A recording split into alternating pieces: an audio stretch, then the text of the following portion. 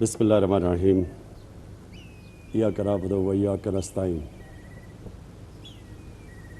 آج international women's day ہے اور فاطمہ جناح یونیورسٹی کے اندر جو یہ فنکشن ہوئی، میں اس فنکشن میں آتے ہوئے جتنے بھی ہماری خواتین ہیں پاکستان میں ان کو یہ پیغام دینا چاہتا ہوں کہ انشاءاللہ جب اس ملک کی تاریخ لکھی جائے گی تو جس گورنمنٹ نے دل سے ووٹ لینے کے لیے نہیں، دل سے اپنی خواتین کو امپاور کیا، یعنی ان کو اپنے پیر پہ کھڑا کیا، وہ انشاءاللہ یہ ہماری حکومت ہوگی۔ سب سے پہلے میں آپ کو ایک بہت عظیم مسلمانوں کا اسکالر تھے جن کو ابن خلدون کہتے تھے، یہ ماڈرن ہسٹری کے باپ سمجھے جاتے ہیں۔ آج سے 800 سال پہلے انہوں نے ایک بات کہی تھی۔ انہوں نے کہا، میں نے جتنی بھی قرآن شریف کا مطالعہ کیا ہے، میں ایک نتیجے پہ پہنچا ہوں کہ اللہ نے انسان کو دنیا میں بھیجا ہی ایک مقصد کے لیے، اور وہ ہے کہ اس کی زمین پہ انصاف قائم کرنا۔ یعنی اس انصاف کو اس نے عبادت کا رتبہ دیا ہے۔ تو جب ہم اپنے خواتین کی وراثت کے رائٹس کی بات کرتے ہیں، تو جس طرح ابھی فاروق نسیم نے بھی بات کی اور ملکہ بخاری نے بھی کی کہ ہمیں یہ پتہ چلنا چاہیے، ہمیں اس چیز کی سمجھ ہونی چاہیے کہ ہمارے نبی صلی اللہ علیہ وسلم نے آج سے تقریباً 1500 سال پہلے عورتوں کو رائٹس دیے تھے انہیریٹنس کے، اور یہ 1920 میں یورپ کے اندر اور برطانیہ کے اندر تب عورتوں کو انہیریٹنس رائٹس ملنے شروع ہوئے تھے۔ لیکن مجھے افسوس سے کہنا پڑتا ہے کہ اس چیز کے باوجود پاکستان میں اکثر خواتین کو ان کے رائٹس نہیں ملتے۔ میرا حلقہ میاں والی، تو میں جب میاں والی کے اندر دیہاتی حلقے میں پھرتا تھا تو وہاں تو کوئی تصور ہی نہیں تھا کہ عورتوں کو ان کا حق دینا جائیداد کے اندر۔ وہ تو یعنی میں نے ان کو کئی دفعہ کہا کہ یہ تو اللہ کا حکم ہے، لیکن وہاں تو کوئی تصور ہی نہیں تھا۔ اور بدقسمتی سے یہ ہماری جو ٹریڈیشن آئی ہے، یہ ہندوستان سے آئی ہے کہ جس طرح ابھی بات کی گئی کہ عورتوں کو تو جب آدمی خامد مرتا تھا تو کئی 100 سال پہلے ان کی تو ٹریڈیشن یہ تھی کہ عورت ساتھ اس کو مار دیتے تھے، وہ جل جاتی تھی، اسے جلا دیتے تھے، ستی کر دیتے تھے۔ آدمی جب جاتا تھا تو وہ جب لوگ مسلمان بھی ہوئے تو یہ ذہنوں میں یہ پرانا وہ جو سسٹم رہ گیا کہ عورت تو ایک پراپرٹی ایک آدمی کی کنسیڈر کی جاتی تھی۔ تو لہٰذا اس وجہ سے یہ ہمارے ابھی انہوں نے جو فاروق نسیم نے بات کی، آپ جس طرح ساؤتھ چلے جائیں، جو فیوڈل سسٹم ہے، یہ فیوڈل سسٹم کے اندر عورتوں کو رائٹس نہیں ہیں، اور اس لیے یہ ہم نے قانون تو بنا دیا، لیکن اب یہ سارے معاشرے نے اس کو امپلیمنٹ کروانا ہے۔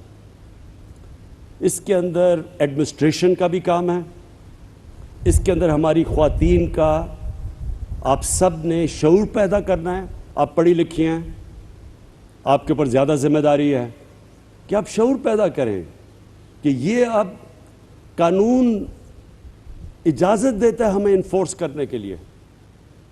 تو یہ ایک تو مجھے اس کی بڑی خوشی ہوئی، کیونکہ میں ہمیشہ سوچتا تھا کہ اللہ نے کبھی موقع دیا تو سب سے پہلے میں کوشش کروں گا کہ اپنی خواتین کو امپاور کریں، ان کا رائٹ ہے انہیریٹنس کا۔ اس کے ساتھ بڑی میں نے دکھ بھری کہانیاں بھی سنی ہیں کہ آدمی دوسری شادی کرتا ہے، بیوی کو گھر سے نکال دیتا ہے، بیوی کا کوئی رائٹ نہیں ہوتا، کئی دفعہ بچے بھی لے جاتا ہے. تو یہ اس کے لیے بھی پوری ہمیں جد و جہد کی ضرورت ہے کہ عورت کے رائٹس ہیں.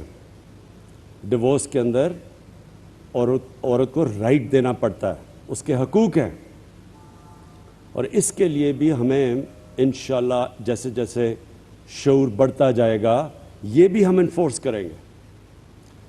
اور تیسری چیز تعلیم. عورتوں کی جو تعلیم کے اوپر ہمیں زور دینا چاہیے تھا وہ نہیں دیا ہم نے. میں نے زندگی میں کامیابی حاصل کی اس کی بہت بڑی وجہ میری والدہ تھی. میری والدہ پڑھی لکھی تھی,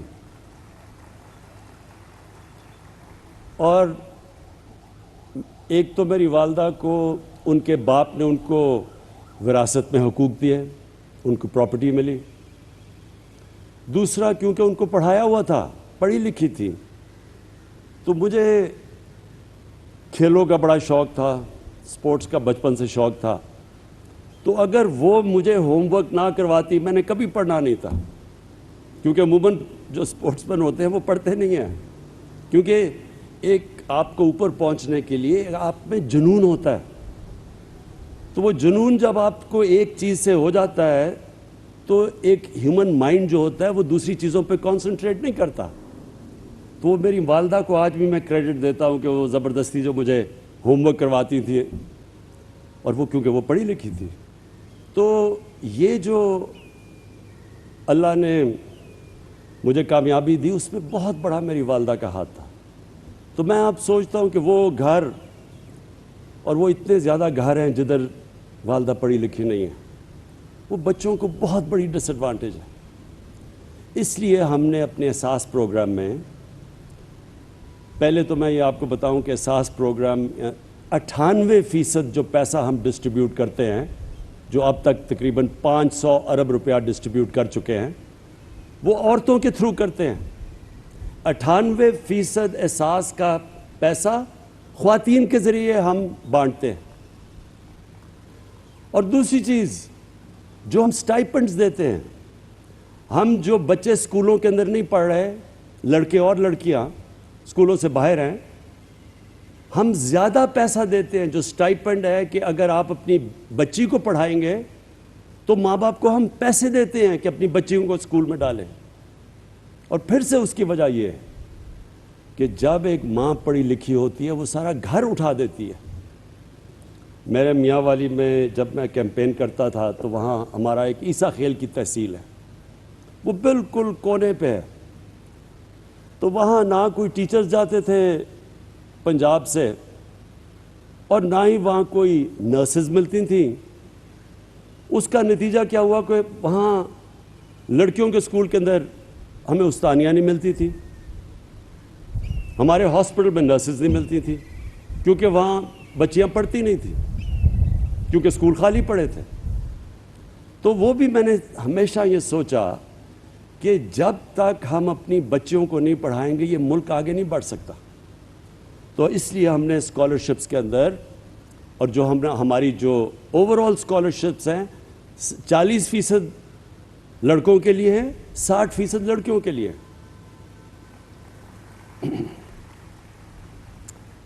اب میں دو اور باتیں کرتا ہوں. فاروق نسیم نے بھی, جو ہمارے بیرسٹر نے بڑی محنت کی ہے. دیکھیں ہمارا مسئلہ, سب سے بڑا مسئلہ پاکستان کا یہ ہے, اس کو انگریزی میں کہتے ہیں رول آف لا, قانون کی حکمرانی. مدینہ کی ریاست کی جب ہم بات کرتے ہیں تو یاد رکھیں اس کی بنیاد دو پلرز, 2 اصولوں کے اوپر رکھی گئی تھی.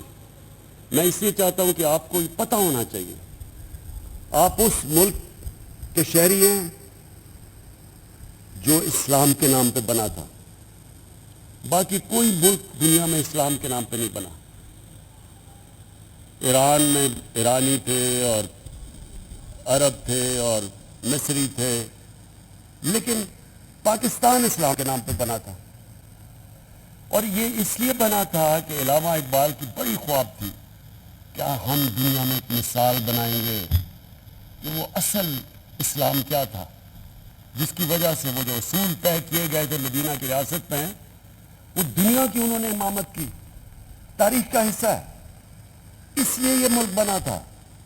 تو اس کی جو بنیاد رکھی گئی تھی، ایک قانون کی حکمرانی۔ ہمارے نبی صلی اللہ علیہ وسلم نے کہا تھا کہ جب ایک معاشرہ تباہ تب ہوتا ہے، اور تمہارے سے پہلے معاشرے تباہ ہوئے، کہ طاقتور چوری کرے تو اس کو چھوڑ دیں، آپ اس کو پکڑے نہ، جیل میں نہ ڈالیں، اور جب کمزور چوری کرے تو اسے جیل میں ڈال دیں۔ انہوں نے یہ کہا کہ یہ اس سے معاشرہ تباہ ہوتا ہے، یعنی کہ جب آپ طاقتور کو قانون کے نیچے نہیں لا سکتے۔ یہ نمبر 1 انہوں نے، اور پھر کہا کہ میری بیٹی بھی چوری کرے گی تو اس کو میں سزا دوں گا۔ اور دوسری امر بالمعروف،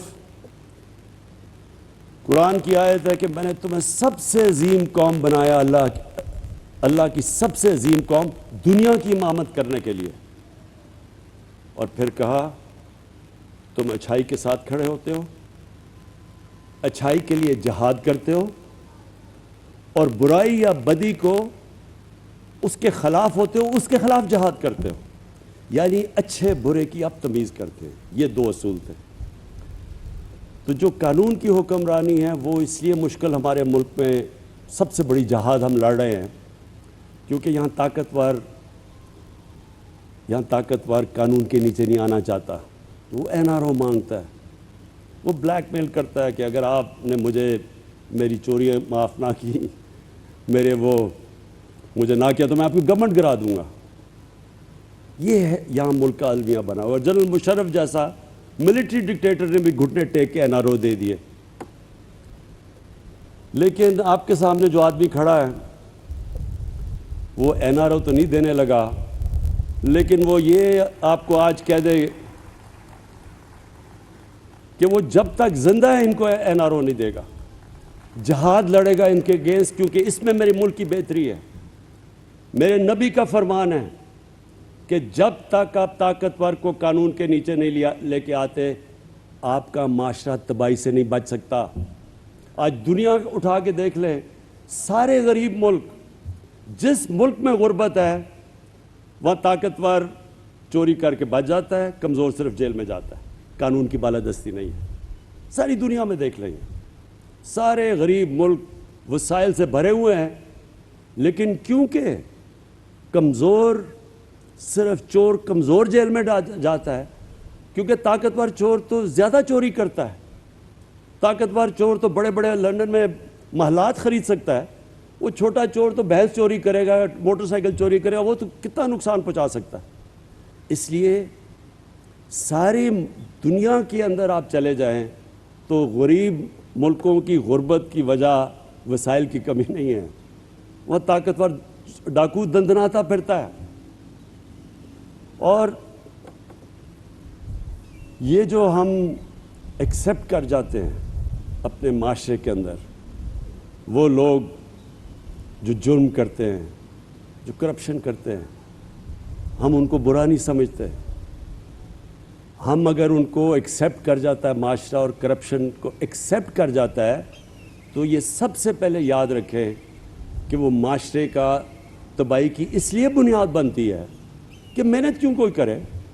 اگر میں چوری سے پیسہ بنا سکتا ہوں تو میں کیوں آپ کی طرح محنت کروں، میں پڑھوں، میں اپنے زندگی کے 14 سال پڑھائی میں گزاروں، پھر میں 10-10 9-9 گھنٹے محنت کروں، کام کروں، جبکہ ایک آدمی نہ کام کرے نہ کچھ کرے اور چوری کر کے ڈاکہ مار کے امیر ترین بن جائے، وہ معاشرہ نہیں چلتا۔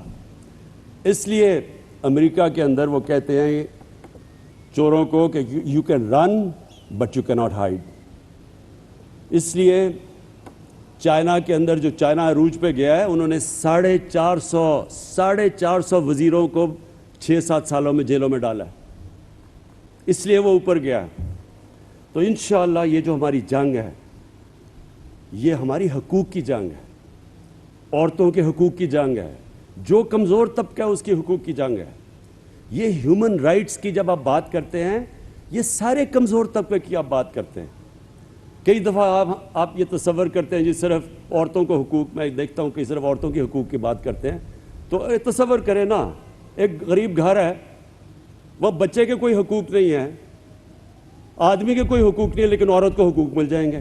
وہ کیسے ہو سکتا ہے؟ حقوق تو اکراس دا بورڈ، قانون آپ کو، آپ کے ملک کے اندر جو عدالتیں ہیں وہ آپ کو رائٹس دیتی ہیں، پھر آپ کا سارا سسٹم آپ کی مدد کرتا ہے، آپ کا تعلیمی نظام. اور انشاءاللہ جو میں نے اپنی پارٹی کا نام آج سے 25 سال انصاف کی تحریک رکھا تھا، وہ ایک جہاد کا نام تھا. 25 سال سے جہاد لڑ رہا ہوں، اور انشاءاللہ مجھے کبھی شک نہیں ہے کہ میرے اللہ نے ہر چیز جو میں نے کی ہے اس نے مجھے کامیاب کیا ہے، اس میں بھی وہ مجھے کامیاب کرے گا. اور شیخ صاحب، آخر میں آپ کو میں صرف ایک چیز سے اپنی یہ بات ختم کرتا ہوں. دیکھیں، جتنا بھی یہ ڈاکوؤں کا گلدستہ ہے، چوروں کا ٹولہ، یہ جتنی بھی کوشش کرے، جو بھی کر لے، جتنی بھی یہ پلاننگ کر لے، اللہ نے مجھے وہ دنیا میں، جب دنیا کی کرکٹ کی تاریخ میں انہوں نے مجھے ٹاپ 5-6 کپتانوں میں رکھا تھا. یعنی وہ سمجھتے ہیں کہ 5-6 ٹاپ کپتانوں میں دنیا کی تاریخ میں میرا بھی نام ہے. تو جو کپتان ہیں، شیخ صاحب یہ یاد رکھیں، کپتان جب میچ کھیلتا ہے نا تو وہ اپنے مخالف کی ہر چیز کے لیے تیار ہوتا ہے کہ اگر وہ ٹاس جیتے گا تو میں کیا کروں گا، میں ٹاس جیتوں گا تو میری ٹیم کیا ہوگی، وہ اگر وکٹ تیز بلائے گا تو میں کون سی بولنگ کھلاؤں گا. یعنی ہر چیز کی، یہ جو بھی یہ مخالف میرے ہیں، یہ چوروں کا ٹولہ، ڈاکوؤں کا پلندہ، گلدستہ، یہ جو بھی کریں گے شیخ صاحب، میں ان کے لیے تیار ہوں. شکریہ. عالمی یوم نسواں کی مناسبت سے فاطمہ جناح یونیورسٹی میں تقریب کا انعقاد حقوق نسواں کے لیے حکومتی اقدامات اجاگر کرنے کے لیے کیا گیا. وزیر اعظم عمران خان تقریب سے خطاب کر رہے تھے. انہوں نے کہا کہ بچیوں کو تعلیم دیے بغیر ملک آگے نہیں بڑھ سکتا. اللہ نے انصاف کو عبادت کا رتبہ دیا ہے. پاکستان تحریک انصاف نے خواتین کو بااختیار بنانے کے لیے دل سے کام کیا.